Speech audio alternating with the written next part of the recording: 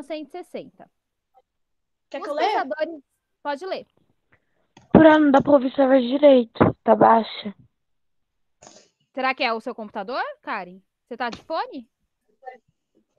Não, eu tô com o celular. Tenta colocar um fone de ouvido, às vezes melhora. Tá, peraí. Pode ler, Ian. Os pensadores da Grécia Ô, mãe! antiga Ô, silêncio. exerceram. Pode ler, Ian. Os pensadores da Grécia Antiga exerceram grande influência sobre a cultura ocidental, o Renascimento, aproximadamente de fins do século XIII e meados do século XVII. Isso. Ele descobriu e recuperou a antiguidade clássica, valorizando a ideia humanista e naturalista dessa época, o ápice da harmonia e equilíbrio exigidos pelo movimento. Século XVI. Contou com artistas de grande porte, principalmente na pintura e na escultura. Entre eles destacam Michelangelo, Michelangelo. Leonardo da Vinci e o autor da obra a seguir, Rafael. Então, o que que nós temos, né? Os pensadores da Grécia Antiga, eles tinham uma influência muito grande, porque eles tinham, querendo ou não, uma cultura bem evoluída, e eles já começaram a introduzir pensamentos muito avançados para a época deles. Depois, vários séculos depois, no Renascimento, a cultura acaba redescobrindo o mundo grego.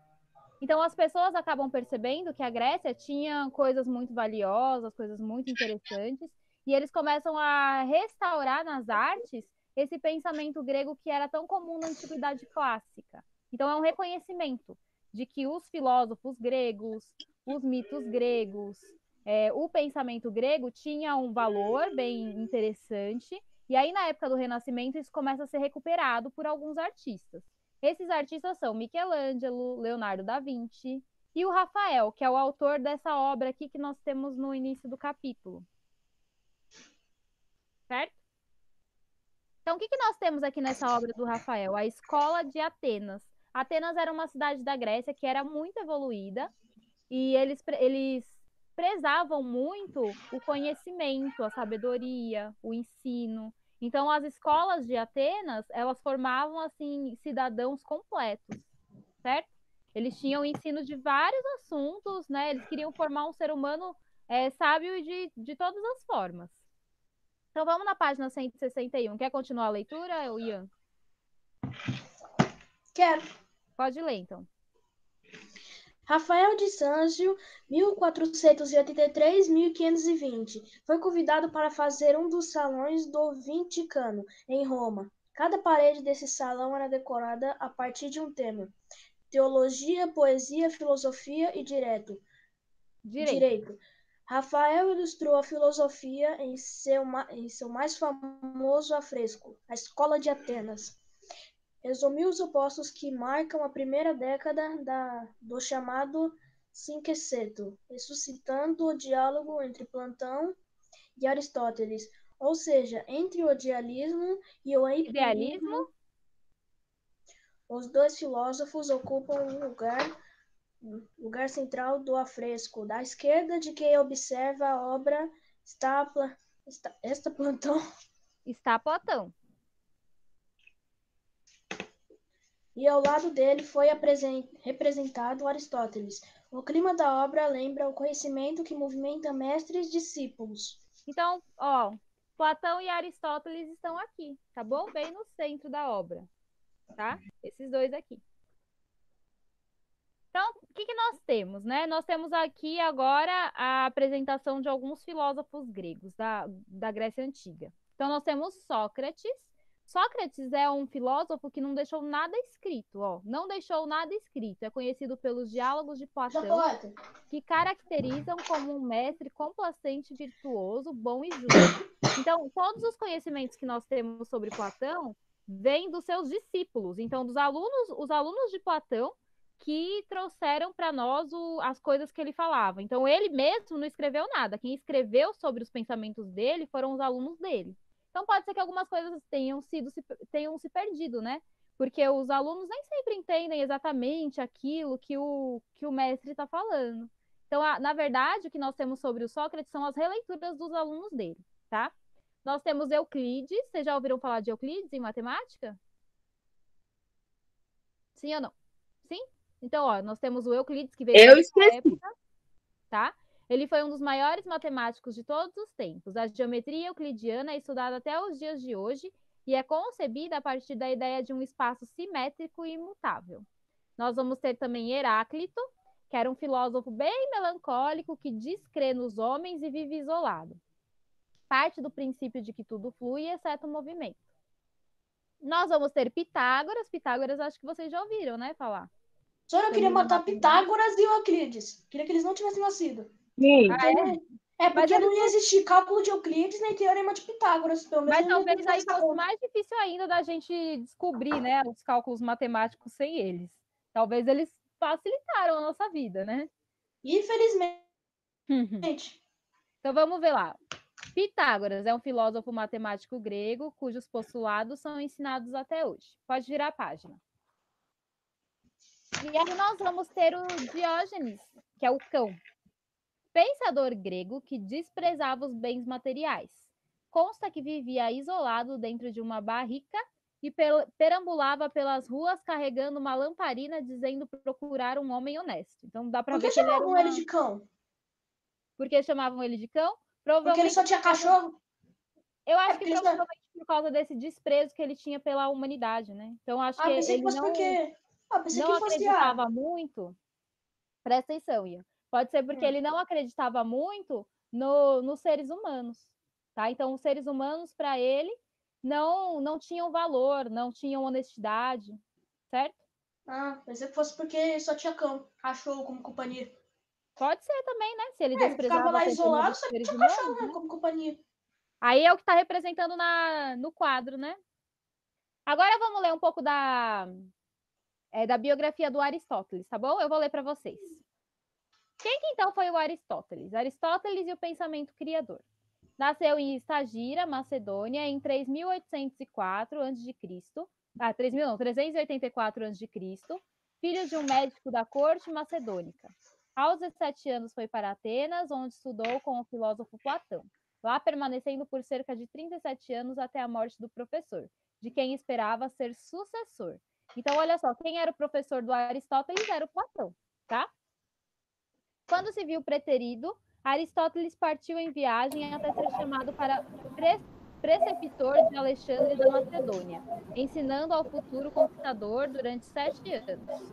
De volta a Atenas, fundou uma escola conhecida como Peripatética, de Peripatos, palavra grega que significa passeio. Por ensinar caminhando. Então, como que ele ensinava? Ele ia caminhando junto com os seus discípulos e durante essa caminhada ele ia passando os ensinamentos dele, tá? Escapou da perseguição de grupos políticos que dominaram Atenas após a morte de Alexandre Magno e refugiou-se na ilha de Eubeia, onde morreu em 322 a.C. O filósofo inglês Bertrand Russell diz que... Então aí, ó, o que nós estamos colocando aí? Uma citação. Então a fala do Bertrand Russell está escrita aqui entre aspas, tá? Então isso foi a fala dele literal. Aristóteles chegou ao fim do período criador do pensamento grego. Depois de sua morte, passaram-se 2000 anos antes que o mundo produzisse qualquer pensador que lhe pudesse comparar. Então, o que o Bertrand Russell acredita? Ele acredita que o Aristóteles foi um pensador muito importante, que demorou 2000 anos para nascer um outro pensador com o mesmo nível do Aristóteles, certo? Então, dá para ver que ele era um homem assim singular, que ele tinha umas características bem relevantes que nos auxiliaram na nossa sociedade a evoluir o nosso pensamento. Com efeito, o pensador grego muito produziu e investigou a respeito da essência das coisas. Autor de vasta obra, cujos assuntos podem ser divididos em investigações lógicas, filosofia natural, psicologia, biologia, política, economia e artes. Então, veja, tudo isso o Aristóteles abordou. Artes, biologia, economia, política. A amplitude de assuntos tratados por Aristóteles, bem como vasta produção, tornaram-no exemplo para pensadores e cientistas dos séculos posteriores. Alguns pontos da obra de Aristóteles merecem especial destaque: a lógica e a ciência. Na lógica, Aristóteles procurou um caminho seguro para evitar erros de raciocínio. Quase como o cálculo formal, suas regras lógicas procuram evitar o subjetivismo. O subjetivismo é uma opinião própria, tá? E o desregramento do pensamento, extraindo a conclusão a partir de premissas. Esse jogo de raciocínio é chamado de silogismo. Exemplo. Então, vamos ver o que é essa lógica que o Aristóteles criou. Exemplo, se nós temos o homem é um animal racional. Então, essa é a nossa alternativa A, tá? A nossa afirmação A é o homem é um animal racional. A alternativa B, Sócrates é homem. E a alternativa C, logo, Sócrates é animal racional. Então, assim, Sócrates é o homem. É um dos filósofos. Lembra aquele que eu falei que é aquele que não deixou nada escrito? Ah, tá. Tá? Então, ele é aquele filósofo que a gente só tem acesso aos conhecimentos dele por meio do que os alunos dele escreveram. Tá bom?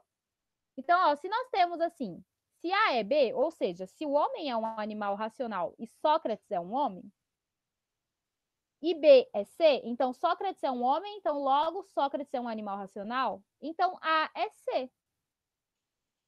Se o homem é um animal racional, não é óbvio que então que Sócrates, que é um homem, também é um animal racional? Fica óbvio, né, essas duas afirmações. Vocês conseguiram entender? Não muito. Ó, presta atenção. Nós temos aqui 3 afirmações. Ou o homem é um animal racional. Sócrates é homem. Logo, Sócrates é um animal racional. Certo? Se a gente já sabe que Sócrates é um homem, não é óbvio, então, que Sócrates é um animal racional, já que na minha primeira afirmação eu estou falando que o homem é um animal racional? Se Sócrates é homem, então Sócrates é um animal racional. Ok? Sim. Diante do enunciado, tem-se 2 alternativas. Ou ele escreve o real como verdadeiro, ou não, ou é falso.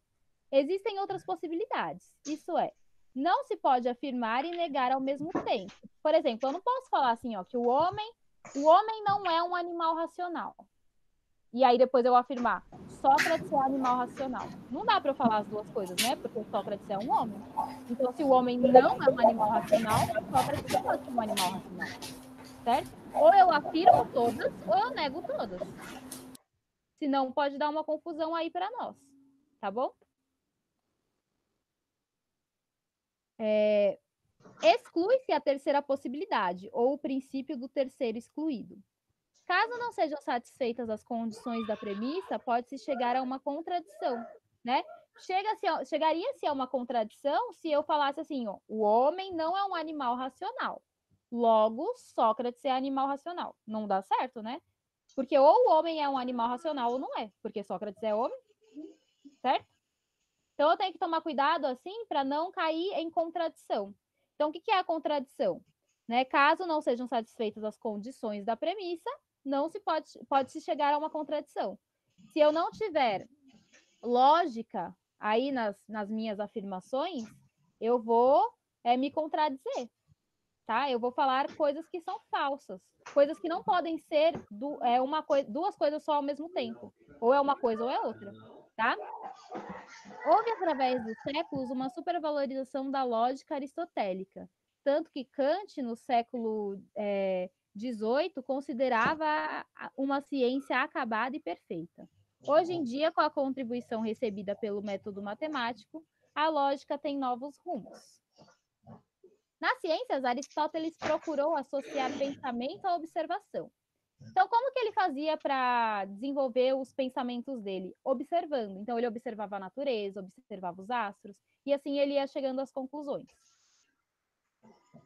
Na física, o objeto de seus estudos foi o princípio do movimento dos corpos terrestres e celestes, a que ele se refere como seres naturais ou seres corpóreos.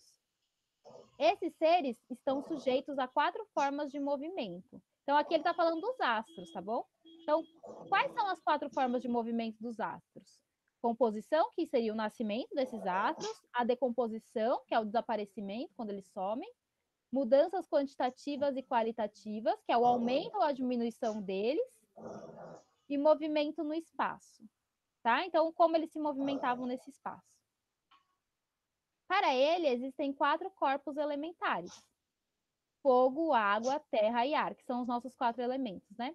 E tudo que está sob a Lua, então abaixo da Lua, está sujeito ao princípio do movimento e é composto dos 4 corpos elementares. Então, tudo que nós temos aqui na Terra, segundo ele, era composto por esses corpos elementares: fogo, água, terra e ar. Então, todos os seres, tudo que nós temos aqui é composto desses movimentos. Segundo Aristóteles, segundo Aristóteles, os movimentos terrestres são retilíneos. Acima da Lua, os corpos são compostos de um quinto elemento, um movimento circular. Os corpos celestes se movimentam através de círculos perfeitos. Então, o que está acima da Lua vai se movimentar sempre em círculo para ele. Então, os astros, né? Os astros, os planetas, tá? Para construir sua física, o filósofo estuda com rigor o infinito, o espaço, o tempo, a continuidade dos movimentos, a energia, entre outros assuntos. Aristóteles aventou a possibilidade de a Terra ser esférica, mas rejeitou a teoria heliocêntrica de Pitágoras de Aristarco de Samos para afirmar que a Terra é o centro do universo. Durante séculos, o pensador grego reinou sobre o pensamento humano. Suas obras foram lidas e estudadas como verdadeiras, em toda a sua extensão. À medida que surgiram instrumentos científicos de investigações baseadas não somente na observação, mas também na experiência, Aristóteles foi deixando lugar a outros sábios e pensadores. Então, com a evolução das tecnologias, a gente pôde estudar esses astros com mais precisão, pôde estudar a natureza com mais precisão. E aí, algumas teorias do Aristóteles foram caindo em desuso, né? Foram provadas como não tão verdadeiras assim. Mas porque na época dele não tinha como estudar de outras formas, né? Ele estudava só pela observação, então era assim que ele chegava às conclusões. Foi necessário quebrar sua hegemonia para surgirem Galileu, Francis Bacon e Newton, tá? Então pode virar a página. Que então, nome, Francis Bacon. O que nós vimos da biografia de Aristóteles? Nós vimos que Aristóteles, então, nós vimos algumas coisas sobre os pensamentos dele, porque ele foi um homem importante, nós vimos quem foi o mestre dele, como que ele fazia os seus estudos. Então, perceberam como que pode ser dado uma biografia de uma pessoa importante? Tá? Então, vamos ler um pouco aqui o que é o gênero biografia.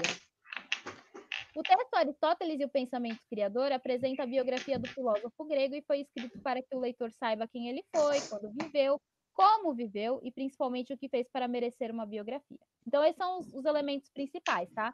Escrever quem foi a pessoa, quando ela viveu, como foi a vida dela, né? E o que ela fez de importante, né? O que ela fez de marcante que fez com que ela merecesse ter uma biografia, tá? Porque a gente não vai escrever uma biografia de uma pessoa que não tem alguma relevância assim, para um certo público, alguma importância, né? Porque aí não vai ser uma coisa que vai interessar as pessoas. Uma biografia deve conter local e data do nascimento do biografado. Filiação é quem é a família dele, né? Escolaridade e alguns aspectos que mereçam atenção especial, como ser um profissional de determinada área, influenciar momentos da história, ser lembrado como alguém associado a um aspecto da cultura nacional, internacional, entre outros pontos importantes. Finalmente, deve-se fazer uma síntese sobre a contribuição do biografado e sua importância na época em que ele viveu e nos dias de hoje. Quais são as fontes que geralmente a gente tira para saber mais sobre a vida desses biografados, né? Então, nós temos a internet, nós temos enciclopédias, dicionários especializados, outras biografias de outras pessoas próximas a essas pessoas que nós estamos querendo escrever sobre, estudo de documentos e afinidade com a vida e a obra do biografado.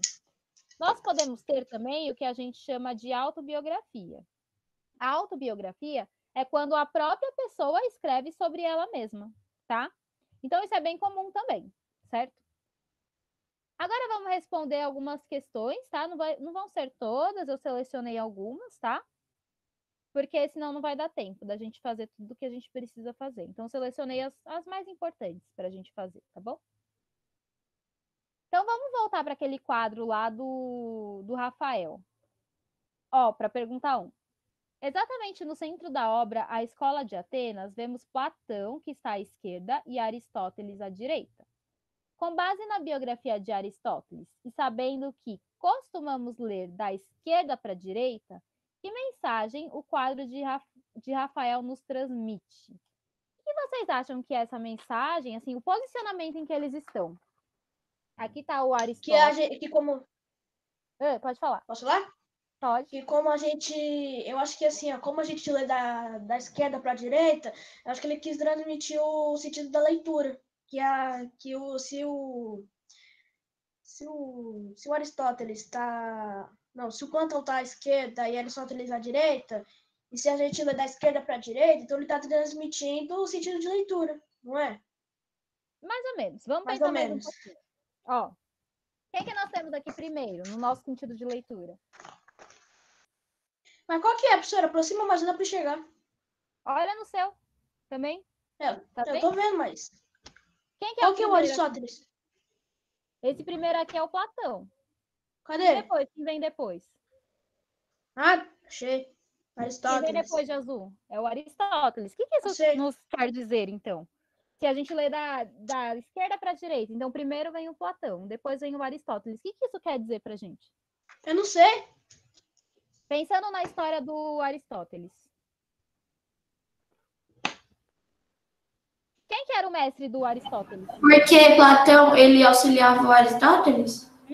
Então, o Aristóteles, ele foi o sucessor de Platão. Quando Platão morreu, quem substituiu ele em termos de importância foi o Aristóteles, tá?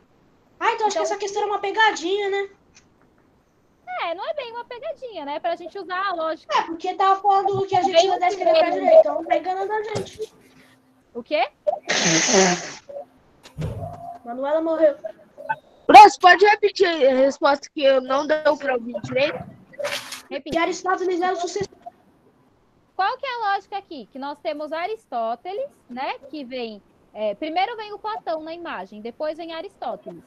E o Aristóteles foi o sucessor de Platão. Então, essa é a lógica. A de que Aristóteles é o sucessor de Platão. Entendeu? Sim. Tá? Então, Aristóteles é o sucessor de Platão. Agora a 2. A 2 eu falei para vocês. Muitos autores, ao produzirem textos, valem-se das vozes de outros estudiosos para enriquecer suas próprias composições. Isso pode ser feito tanto sob a forma de uma citação direta, isto é, a transcrição literal do que foi dito, quanto por meio de uma paráfrase, ao qual consiste em explicar com as próprias palavras o que o especialista disse. No segundo parágrafo, a autora traz a voz de Bertrand Russell. Então, o que nós temos, né? Muitas vezes nos textos, para a gente dar credibilidade a esses textos, a gente traz a citação de algum estudioso sobre o assunto, de alguma pessoa que tem uma credibilidade para falar sobre aquilo. Então, o que nós temos ali no texto do Aristóteles? Nós temos uma citação do estudioso chamado Bertrand Russell. O Bertrand Russell, ele vai falar um pouco sobre o Aristóteles, sobre a opinião dele a respeito da relevância do Aristóteles para a nossa sociedade, né? Então, por que a gente faz isso? Por que a gente coloca a voz de uma outra pessoa para falar ali no nosso texto? Para dar credibilidade, tá?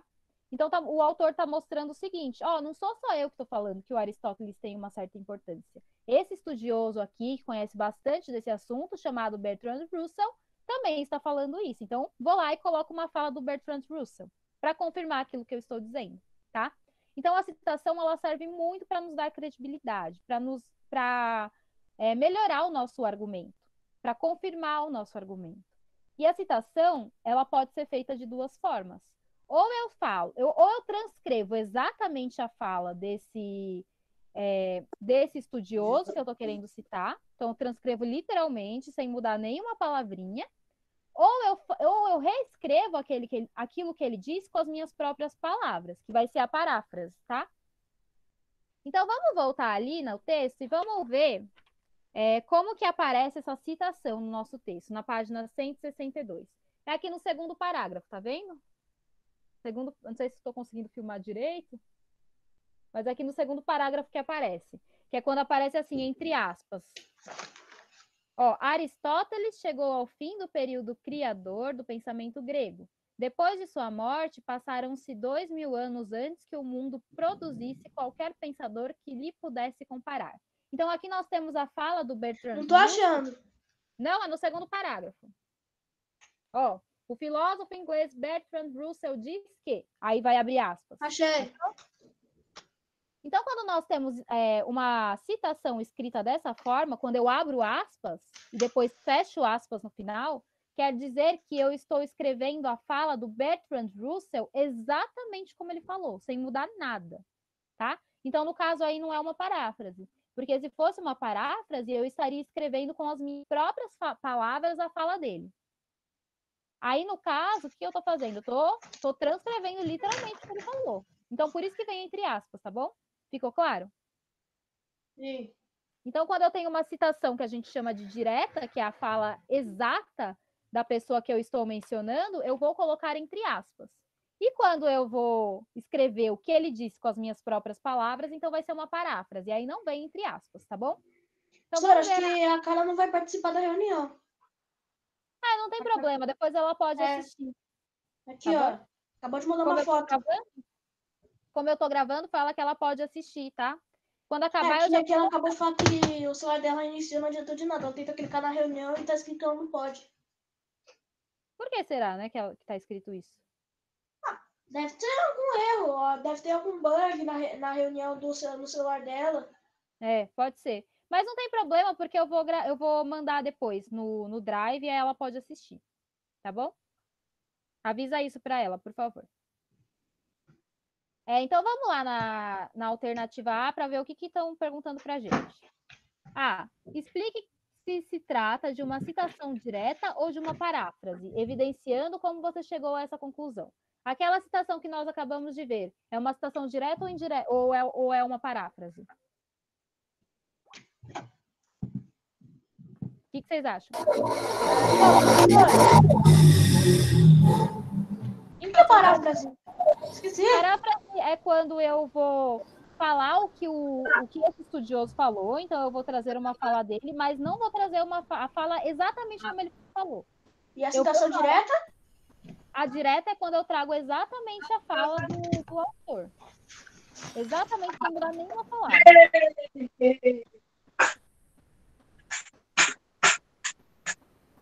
E aí, o que vocês acham? É direta ou indireta?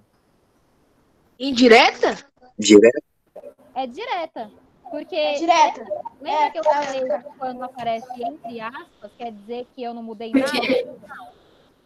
Quando tá entre aspas é porque ele não. Porque é tudo que ele, sei lá, escritor falou? Isso, exatamente. Quando aparece entre aspas, quer dizer que eu não mudei nada da citação desse estudioso. Nada. Tá? Então, a gente sabe que é uma citação direta por causa das aspas. Entendi.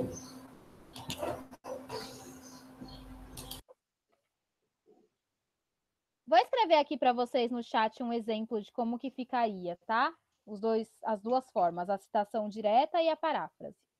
Por exemplo. Ô, professora, é direta, pois tem aspas, então? A gente sabe que é uma citação direta por causa das aspas. Só isso. Ah, tá. Obrigada. Eu coloquei assim. Pode falar.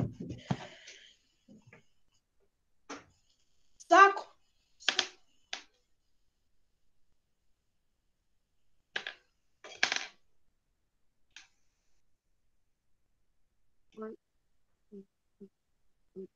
E agora?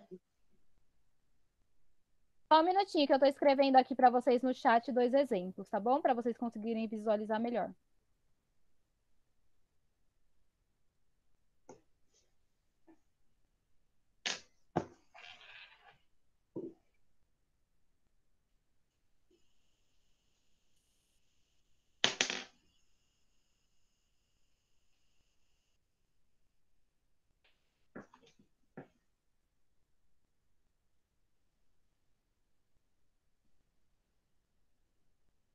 Olha só o que eu mandei para vocês.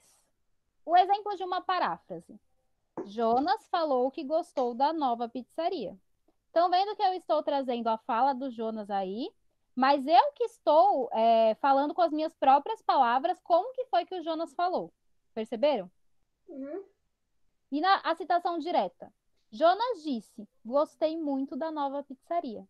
Na citação direta, percebam que eu estou trazendo a fala do Jonas exatamente como ele disse, tá? E aí, por isso, por eu trazer exatamente como ele disse, eu coloco entre aspas. Perceberam a diferença? Fácil, né? Tranquilo. Então, agora vamos lá. B. Qual o julgamento de Bertrand Russell sobre Aristóteles? O que o Bertrand Russell falou sobre o Aristóteles?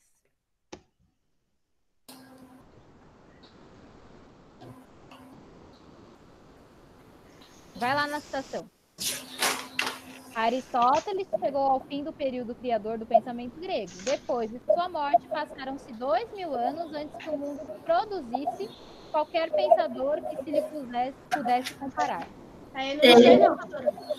Ele falou que ele era o maior pensador daquela época e demorou muito, muito tempo para poder nascer um pensador igual a ele.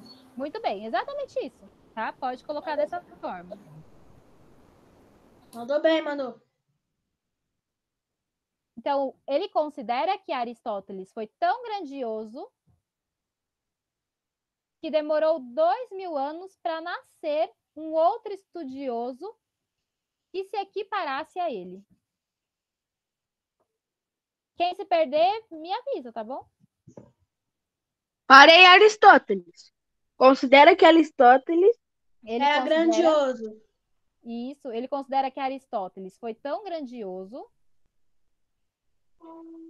Era grandioso que demorou 2000 anos para nascer um estudioso igual a ele. Essa é a Isso. resposta, Ricardo. Ah, valeu, Ian. Nada.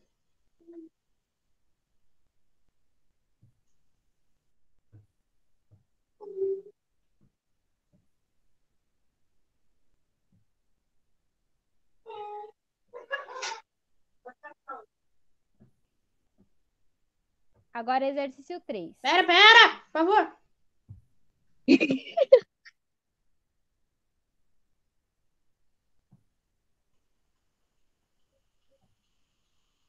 Pronto? Não! Vamos, Ian. Você que ditou. Pera, por favor, pera! Aí, consegui terminar.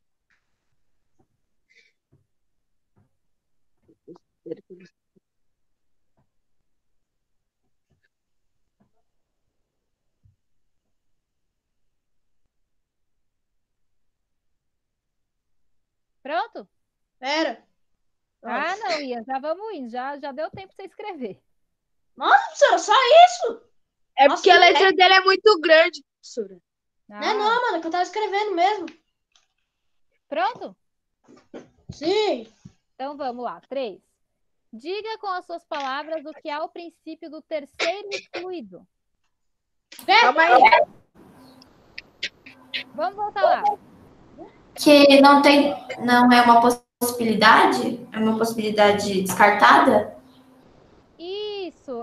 Lembra daquela ideia que a gente estava falando do homem é um animal racional? Sócrates é um animal racional, né? Esse princípio do terceiro excluído, ele diz o seguinte: não se pode ser e não ser ao mesmo tempo. Ou uma coisa é verdadeira ou uma coisa é falsa, certo? Então não dá para ser duas coisas ao mesmo tempo. É isso que diz o terceiro excluído. Não daria para a gente falar que o homem não é racional e falar que Sócrates é racional. Professora, que não pode o quê? Duas coisas não podem ser, não dá para ser duas coisas ao mesmo tempo. É isso, tá? Não se pode ser duas coisas ao mesmo tempo. Duas coisas contraditórias, né? Fica melhor assim. Não se pode ser duas coisas contraditórias ao mesmo tempo. Que não se pode ser? Duas coisas contraditórias Ah, tá, já entendi. Obrigado. ao mesmo tempo.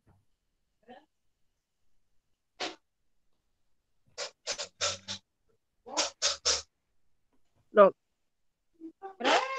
Pronto. Agora eu vou pular, tá? A 4 e vou para 5, tá? Porque eu estou escolhendo as mais importantes. Por que o pensamento aristotélico começou a enfraquecer? Por que as teorias de Aristóteles começaram a ser deixadas para trás? Ih, peraí. Pelo texto agora. Tá no último parágrafo. De qual Porque parte? à O primeiro medida ou o que segundo? surgiram instrumentos científicos e investigações baseadas não somente na observação, mas também na experiência, Aristóteles foi deixado lugar a outros sábios e pensadores. Uhum, isso mesmo. O que aconteceu, né? Lembra que eu falei que o Aristóteles ele desenvolvia Último teorias? parágrafo. Não, de Lembra qual? que eu- Gente, presta atenção no que eu tô falando, senão a gente não avança, tá?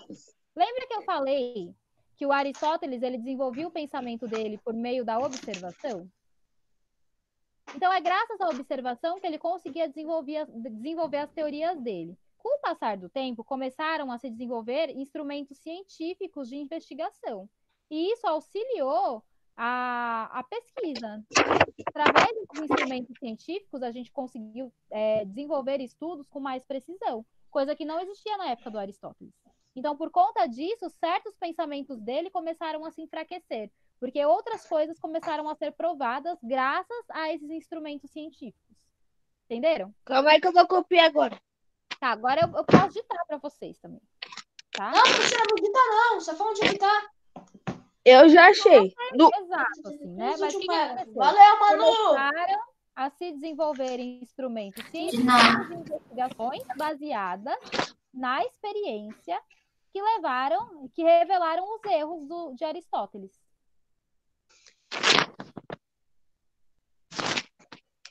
Alguém se perdeu? Não.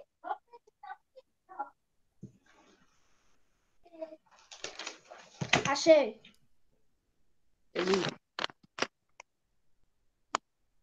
Professora, eu vou fazer isso daí só mais tarde. O quê? Ah, tem que fazer mais tarde, professora. O quê? Essa atividade, esse exercício. Por quê? Você se perdeu? Não, é que é muito extenso, aí não cabe na apostila, eu vou ter que fazer no caderno, vai demorar. Coloca o caderno do lado. É com a minha letra e também como se fosse lei. Eu faço mais tarde. Às 6 é? Às 6 a gente vai pular. Agora eu vou exibir para vocês um PowerPoint, tá bom? Porque eu vou explicar um termo gramatical para vocês.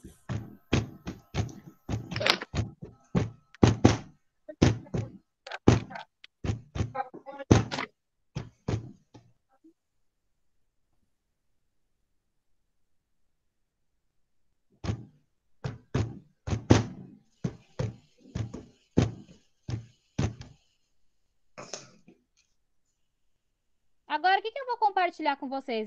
Vejam se vocês estão visualizando o PowerPoint. Tá dando para ver? Hein, pessoal? Respondo. Dá para ver. Dá. Sim. Sim. Então, agora, o que nós vamos aprender? Nós vamos aprender o que se chama período, tá? Período composto. Ai, que maravilha! Frase, oração, período ou enunciado, tá? Então, vai para a página 165. Achei. Tô vendo agora. Vou ler para vocês, tá? No capítulo 10 dessa apostila, vimos que uma frase pode ser classificada como declarativa, interrogativa, imperativa, exclamativa ou vocativa. Vou lembrar vocês o que são essas classificações das frases. A frase declarativa é aquela que eu afirmo alguma coisa. Afirmo ou nego alguma coisa. Então, geralmente, são as frases que são terminadas com um ponto final. Por exemplo, eu gosto de chocolate. Uma frase declarativa que eu estou afirmando alguma coisa. Certo? A frase interrogativa é aquela que eu vou fazer uma pergunta. A imperativa é aquela em que eu dou uma ordem ou faço um pedido. Por exemplo... Ah, eu tava estudando isso com a cara. Então, a gente viu isso no vídeo, né? Eu gravei alguns vídeos explicando isso. Nós vamos ter também a frase exclamativa, que é aquela que eu vou expressar uma emoção, um sentimento, uma surpresa, um susto, certo? Uma dor. Que são aquelas que são terminadas com um ponto de exclamação, tá? E nós vamos ter também o que nós chamamos de frase vocativa. A frase vocativa é quando eu tenho o que a gente chama de vocativo, que é quando eu chamo alguém. Por exemplo, eu vou falar assim, Ian, faça a sua lição. Então, perceba que eu chamo o Ian primeiro, né? O Ian é o meu vocativo, é quando eu chamo alguém na frase. Vou dar um outro exemplo de frase. Karen, como está a sua família? Qual que é o meu vocativo aí na frase? Interrogação. Não, mas qual que é o meu Palavra Karen. Isso é a palavra Karen. É quando eu chamo alguém, tá bom? O vocativo. Quando eu estou me direcionando a alguém, tá? E aí eu menciono o nome dessa pessoa, tá bom? E essas seriam as frases vocativas, tá?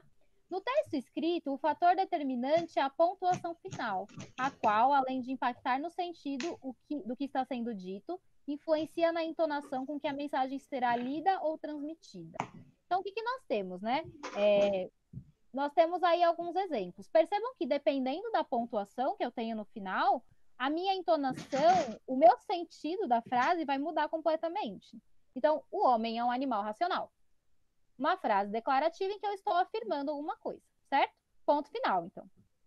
Próxima. O homem é um animal racional? Viram que aí eu já mudei o meu sentido? Porque agora é uma pergunta, não é mais uma afirmação, não é mais uma certeza. Né? Agora é uma dúvida. E aí na outra, o homem é um animal racional. Aí a gente parece estar descobrindo uma coisa, né? Uma coisa nova, tem uma surpresa. Por quê? Por causa do ponto de exclamação. Então perceba que dependendo do ponto que nós temos, dependendo da pontuação, o sentido da nossa frase vai mudar. Tá bom? Então, em geral, o tempo todo, o leitor interlocutor recebe uma série de informações que lhe são comunicadas por meio de frases e de enunciados ou períodos, em que, em última instância, constituem o texto-contexto. Então, a gente vai saber exatamente agora o que é frase, o que é enunciado e o que é período, tá? A frase comunica, isso é, transmite o conteúdo que desejamos passar, independente do tamanho com que isso é feito. Assim, encontramos frases segmentadas, como sim, sim, alô, oi, e de tamanho mediano. Nas ciências, Aristóteles procurou associar pensamentos à observação. Então, o que é uma frase? A frase vai ser um enunciado, tá? Que tem algum sentido. A frase não importa o tamanho dela, desde que ela passe uma mensagem para o interlocutor. Se tiver uma mensagem clara sendo transmitida, então já é uma frase. Por exemplo, se eu chegar um dia em sala de aula e vocês estiverem no maior bate-papo e eu chegar e falar assim, silêncio. Silêncio, vocês acham que é uma frase? Não, uma palavra. Será? Vocês conseguem entender o que eu estou querendo passar para vocês? Pra todo mundo ficar quieto. Isso. Então não é uma frase? Ah, O que vai ser então a frase? A frase não importa o tamanho dela, desde que uma mensagem seja passada, certo? Se essa mensagem conseguir ser passada com uma palavra só, ótimo. Agora, se não, por exemplo, vocês estão lá na sala de aula conversando e eu chego e grito para vocês, arroz. Vai fazer algum sentido? Não. Não, vocês vão achar que eu fiquei louca, né? Não faz sentido nenhum. Então, eu posso dizer que arroz é uma frase? Nesse contexto de sala de aula? No contexto, não, mas em outras frases, sim. Perfeito, exatamente isso. Nesse contexto de sala de aula, eu não posso dizer isso, né? Mas se fosse em um outro contexto que fizesse sentido, aí sim seria uma frase. Por exemplo, estou num restaurante, né? Estou num restaurante japonês. Aí eu pergunto, você quer que eu pegue mais alguma coisa para você? Lá do self-service? Aí a pessoa vira e fala assim, arroz. Agora é uma frase, não é? Porque fez sentido. Então depende do contexto também, para a frase fazer sentido. Certo? Então vocês têm que prestar bastante atenção nisso. Se no contexto em que eu estiver falando determinada frase fizer sentido, então tá ok, tá? Se não fizer sentido, então não é frase. Certo? Então aí, ó, dá para ver que as frases elas podem ser bem curtas, como elas podem ser enormes, né? Olha esse terceiro exemplo ali, ó, de maior extensão. Para ele, existem 4 corpos elementares: fogo, água, terra e ar. E tudo que está sob a lua está sujeito ao princípio do movimento. E é composto dos 4 corpos elementares. Então, nós temos frases que podem ser uma palavra e nós temos frases que podem ser enormes, né? Como esse último exemplo que eu acabei de ler. Ok? Tá claro? Sim. Agora vamos entender que existem alguns tipos de frases. Existem o que nós chamamos de frase nominal e o que nós chamamos de frase verbal ou oração. A frase nominal é o tipo de frase que nós não temos verbo. Então, por exemplo, aqui, ó, vou escrever aqui nesse slide que eu estou criando. Um exemplo de frase nominal. Oi, tudo bem? Tem verbo nessa frase? Tem verbo? Sim. Calma aí. É o tudo bem? Não, aí não tem verbo, tá? Quando eu não tenho verbo na minha frase, eu chamo de frase nominal. Mas agora, eu gosto de chocolate. Tem verbo essa frase? Tem. Qual que é o verbo? Eu? Gosto. Gosto. Não, eu é pronome. Eu é pronome. O verbo é o que faz a ação, né? Então aí, ó, gosto. Se eu tenho verbo na minha frase, então, eu vou chamar de frase oracional ou oração. Então, o que é uma oração? É uma frase que tem verbo. Fácil, né? Sim. Se eu tiver uma frase sem verbo, como por exemplo, oi, aí não é uma oração, é uma frase nominal, tá? Agora, se eu tiver uma frase que tem verbo, é o que eu chamo de oração. Ok? Yes. Tá claro? Uhum. Yes! Agora, por fim, né? Ali no início do parágrafo. Deixa eu ver se dá para vocês verem. Aqui, ó. Por fim, chamamos de período ou enunciado uma frase com sentido completo e, portanto, delimitada com um sinal de pontuação que possui pelo menos uma oração. Bom, então o que vai ser o período? Período vai ser uma frase que tenha verbo, ou seja, uma oração, ou um conjunto de orações, frases que tem mais de um verbo, e tem um sentido completo, certo? Então, de novo, período, conjunto de orações, ou uma oração só, que contém um sentido completo. Como que eu consigo ver onde começa e onde termina o meu período? Os períodos, eles sempre vão começar com uma letra maiúscula, tá? E eles vão terminar com uma pontuação, que pode ser um ponto final, um ponto de interrogação, um ponto de exclamação. Então, aqui, ó, vou grifar aqui para vocês, dá para ver? Que eu tô grifando? Não. Hein, pessoal? Sim. Não? Então, vou fazer de outra forma. Sim. Peraí. Não, professor, dá pra ver. Tá. Tá bom, então. Então, olha só. Nesse período aqui que eu tenho, eu estou comendo hambúrguer e estou tomando refrigerante. Estou com a minha família no restaurante. Tá vendo? Uhum. Percebam o seguinte, vamos ver se isso aqui é uma frase nominal ou é frase oracional, certo? Eu acho que é de oração. comendo hambúrguer e estou tomando refrigerante. Isso, É oração. tem verbo? Sim, porque é o estou. Isso, muito bem. O estou é um verbo, né? Então, aqui eu vou ter uma oração. Aqui eu tenho outra. Porque eu tenho dois verbos. E olha esse próximo aqui. Estou com a minha família no restaurante. Tem outro verbo? Sim, né? O verbo estou. Certo? O que vai ser o período? O período vai ser um conjunto de orações ou uma oração só que faz sentido. Como que eu sei onde começa e onde termina o meu período?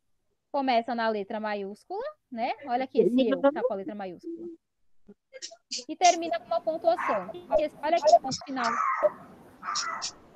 No final de refrigerante. Então aqui eu estou comendo hambúrguer e estou tomando refrigerante. Perceberam que aqui tem um período? Sim ou não? Sim. A partir do E ponto aqui final. começa isso. E aqui vai começar um outro período. Porque eu também tenho uma letra maiúscula, né? No estou. Estou com a minha família no restaurante. bastante. E aqui tem outro ponto final, que está marcando o fim do período. Então, aqui eu tenho 2 períodos. Estão vendo? Nesse texto aqui, eu vou ter 2 períodos. Vamos voltar aqui para o primeiro slide. Certo? Então, vamos relembrar. A oração é uma frase que contém verbo. Então, aqui eu vou falar. Tem uma oração porque eu tenho um verbo. E se eu tiver mais de um verbo? Eu comi hambúrguer e bebi suco.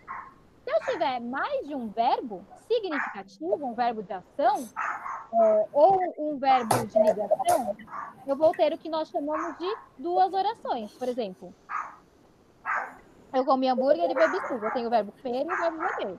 Se eu tenho 2 verbos, eu tenho 2 orações. E se eu tiver 3 verbos? 3 orações. Tá claro, então? Sim. Então, eu tenho um verbo, uma oração. Tenho 2 verbos, vou ter 2 orações. Tenho 3 verbos, 3 orações. E assim por diante, tá? Lembra que eu falei que o período é um conjunto de orações?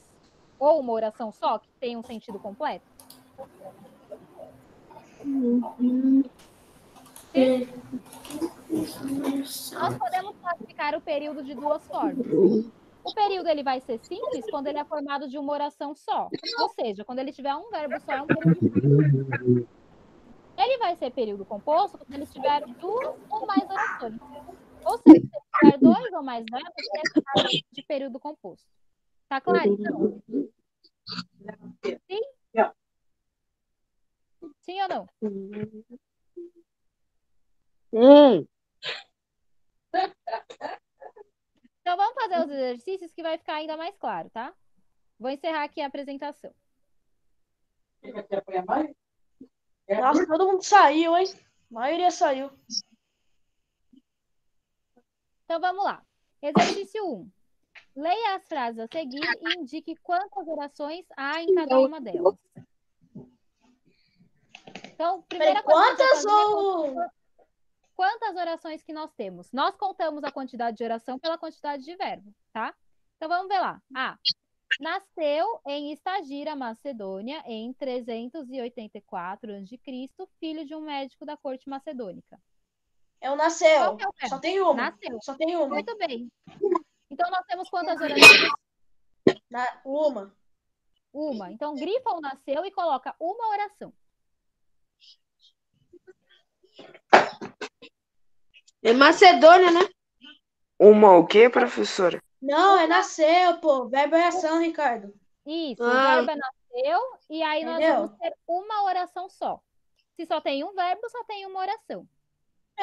Tá escrito lá, nasceu. Se só tem uma oração, nós temos o que a gente chama de período simples ou período composto.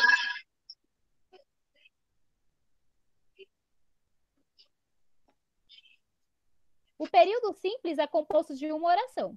O período composto é composto de 2 ou mais orações. Se nós temos uma oração só, é período simples ou composto? Simples. Simples. Então já pode escrever aí do lado, período simples.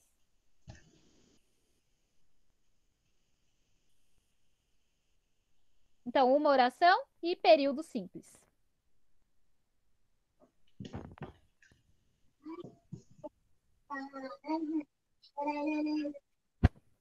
Agora, alternativa B. Posso falar, B? Eu sei qual que é. Vamos ler primeiro a frase e aí a gente vai achar os verbos, tá? E você pode falar quais são os verbos, tá bom? Pode ser? Tá. B. Escapou da perseguição de grupos políticos que dominaram Atenas após a morte de Alexandre Magno e refugiou-se na ilha de Eubeia, onde morreu em 322 a.C. Vamos achar os verbos para a gente contar quantas orações que tem? Quais são os verbos? Eu sei. Pode falar. Escapou, dominaram Isso. E refugios. Refugiou. Refugiou-se. E tem mais. refugiou. Esse negócio aí. O Ian falou. Qual que é o outro? São 4 orações e um período Escapou. composto. Ó, tem o morreu também. Então, quais são os verbos? Escapou, Dominaram, refugiou. refugiou-se e morreu. Se eu tenho 4 verbos, quantas orações eu tenho? Período composto. Isso, é um período composto, mas eu tenho 4. Quantas orações? 4. 4. Muito bem. Então, eu tenho 4 orações. Se eu tenho mais de uma oração, então eu tenho o que chamamos de período composto. Fácil, né? É. Uhum. Isso vai cair na prova, tá? Nossa, o Sim. Jonas tá falando nada até agora. O pensador grego muito produziu e investigou a respeito da essência das coisas. Quais são os verbos? Tem duas. que nós temos? Produziu Isso, e quais são os investigou. verbos? Muito bem. Temos 2 verbos que é produziu e investigou. Então, eu tenho quantas orações? Duas. Então, é um período simples ou composto? Composto. Muito bem. Então, o período composto, é que ele é mais de uma oração? É tipo, Isso. é praticamente o plural e o singular. Singular é quando só tem uma palavra, é quando só tem uma coisa, e o plural é quando tem mais de Um uma. verbo. Isso. Se eu tiver um verbo só, então eu tenho um período simples. Se eu tiver mais de um, período composto. Tá? D. Alguns pontos da obra de Aristóteles merecem especial destaque: a lógica e a ciência. Qual que é o meu verbo aí? Merece? Isso. Acho só. Mais algum? Destaque. Então, Destaque. quantas orações eu tenho? Não, destaque não. Então, só merece? Só merece. Uma. Então, eu tenho Então, é uma um oração. período simples. Isso. Então, tem uma oração e é um período simples.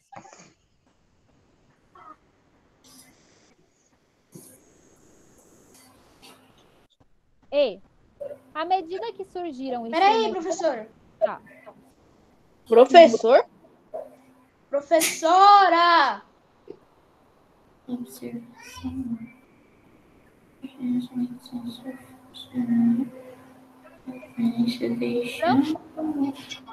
Não. Ah, meu santo. Pronto. Então, vamos lá. À medida que surgiram instrumentos científicos e investigações baseadas não somente na observação, mas também na experiência, Aristóteles foi deixando lugar a outros sábios e pensadores. Deixando de pensadores? Não, é o Pensadores. surgir. Surgiram e deixando. Isso. Perceba o seguinte, o deixando, ele está sendo acompanhado por um outro verbo, que é o foi, né? Foi deixando. Mas percebam que o sentido que eu tenho, né, mesmo sendo 2 verbos juntos, é o de locução verbal. Vocês lembram o que é locução verbal? Eu esqueci. Eu também. Locução verbal é quando eu tenho mais de um verbo, mas o sentido é de um verbo só. Porque percebam, qual que é o sentido aí da minha frase? Aristóteles foi deixando lugar ao outro sábio. A palavra principal aí é o foi ou é o deixando? O que vocês acham?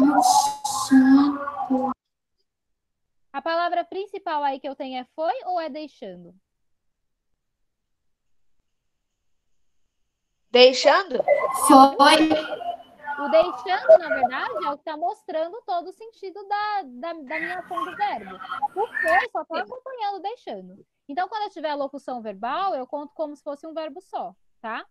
Então, voltando, o que é locução verbal? É quando eu tenho mais de um verbo, mas eu tenho um sentido só. Um único sentido. Esse verbo foi, ele não está expressando sentido nenhum de ação. Ele só está ali acompanhando o verbo deixar. Por exemplo, eu estou comendo chocolate. Percebam 2 verbos. Estou comendo. Mas esses 2 verbos estão representando uma única ação. Qual ação que é essa que ele está representando? É a ação de comer, não é? Então, percebam que o estou, ele não está representando nada. Ele só está acompanhando o verbo comer. Isso é a locução verbal, tá? Quando eu tenho mais de um verbo, mas que está representando uma única ação. Certo? Quando o outro, eu tenho um verbo principal e um verbo que está ali só acompanhando o verbo principal. Então, o estou, ele só acompanha o verbo principal, que é o verbo comer. Aí eu conto como um verbo só, tá bom? Então, quantos verbos eu tenho aí? Tenho surgiram e foi deixando. 2 verbos. Ah, tem um verbo e uma locução verbal. Então, são 2. Então, quantas orações eu tenho? 2 orações, muito bem. Período simples ou composto? Composto. Período composto.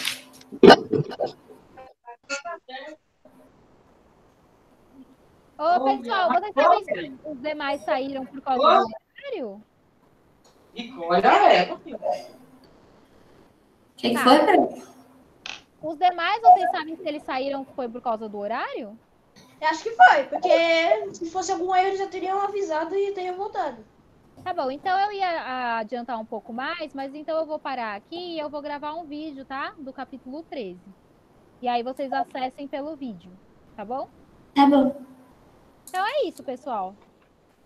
Até semana que vem. Tchau. Até. Tchau. Tchau. Oi. E